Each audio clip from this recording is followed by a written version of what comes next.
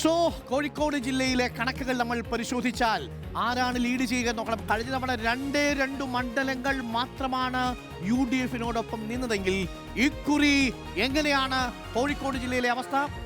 UDF നേട്ടമുണ്ടാക്കുന്നു, but still LDF-ന് തൊട്ടു പിന്നിൽ 4 മുതൽ 7 സീറ്റുകൾ വരെ കോഴിക്കോട് നേടിയേക്കാം. കഴിഞ്ഞ തവണ 2 സീറ്റുകൾ എന്ന നിലയിൽ നിന്ന് UDF 4 മുതൽ 7 വരെ സീറ്റുകൾ നേടിയേക്കാം.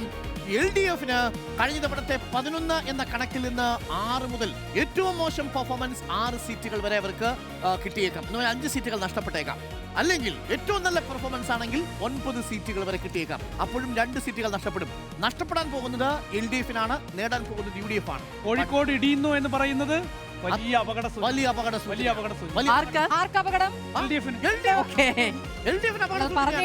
ആത്മാവിൽ നിന്ന് വന്നൊരു പ്രസ്താവനയായിരുന്നു. അവിടെ ഒരു പ്രശ്നം എന്നറിയോ? അല്ല സ്മൃതി, 3 ജില്ലകൾ എന്നെ സംബന്ധിച്ച് വളരെ ക്രൂഷ്യലാണ്. 1 കോഴിക്കോട്, 2 കൊല്ലം, 3 തിരുവനന്തപുരം.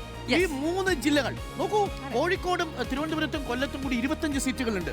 ഇവിടെ കോഴിക്കോട് മാത്രം എത്രയാ? 14 സീറ്റുകൾ അല്ലെ? 13 സീറ്റുകളുണ്ട്. 2 38 സീറ്റായി. ഇവിടെ എന്ത് സംഭവിക്കുന്നു എന്നതാ. മലപ്പുറം നോക്കണ്ട, ഇനി ആലപ്പുഴ നോക്കണം, കാരണം അത് വേറൊരു ഭാഗത്തേക്ക് പോകും അല്ലെ? എറണാകുളം. അപ്പൊ പക്ഷേ ഡിസിസീവ് കണ്ണൂർ നോക്കണ്ട. കണ്ണൂർ ഒരൊറ്റ സീറ്റ് ഒഴിച്ച് ബാക്കി ഒന്നും സംഭവിക്കില്ല എന്നാണ് ഞാൻ വിശ്വസിക്കുന്നത്. കാസർഗോഡ് കാര്യമായിട്ടൊന്നും സംഭവിക്കാനില്ല. പക്ഷേ ഈ 3 ജില്ലകൾ വളരെ ഡിസിസീവ് ആണ്. ട്രെൻഡ് ഉണ്ടോ ഇല്ലയോ എന്നുള്ളത് നമുക്ക് ഈ 3 ജില്ലകളിൽ അറിയാം. കോഴിക്കോട് ഏകദേശം ഒപ്പത്തിനൊപ്പം എന്നുള്ള ഒരു UDF-ന് മുൻതൂക്കത്തോടെ തൂക്കമുണ്ട്. പക്ഷേ 2021 അപേക്ഷിച്ച് മെച്ചപ്പെട്ട പ്രകടനമായിരിക്കില്ല LDF-ന്റെ. പക്ഷേ ഈ കണക്കുകളിൽ നമ്മൾ ചില അഭിപ്രായ വ്യത്യാസങ്ങൾ പറയുമ്പോൾ സീറ്റുകളുടെ വ്യത്യാസമുണ്ട്. ഒപ്പം നിൽക്കുന്നത് നാദാപുരം, കൊയിലാണ്ടി ഒപ്പത്തിനൊപ്പം നിൽക്കുന്ന സീറ്റുകൾ.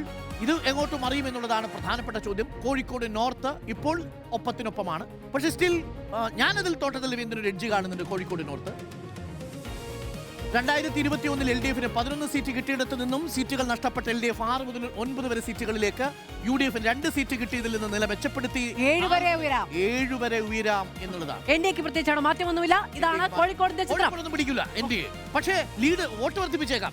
നവ്യ ഹരിദാസ് അടക്കം വോട്ട് വർദ്ധിപ്പിച്ചേക്കാം. കുന്നമംഗലത്തടക്കം വോട്ട് വർദ്ധിപ്പിക്കാനുള്ള സാധ്യത തള്ളിക്കളയാൻ. ശരി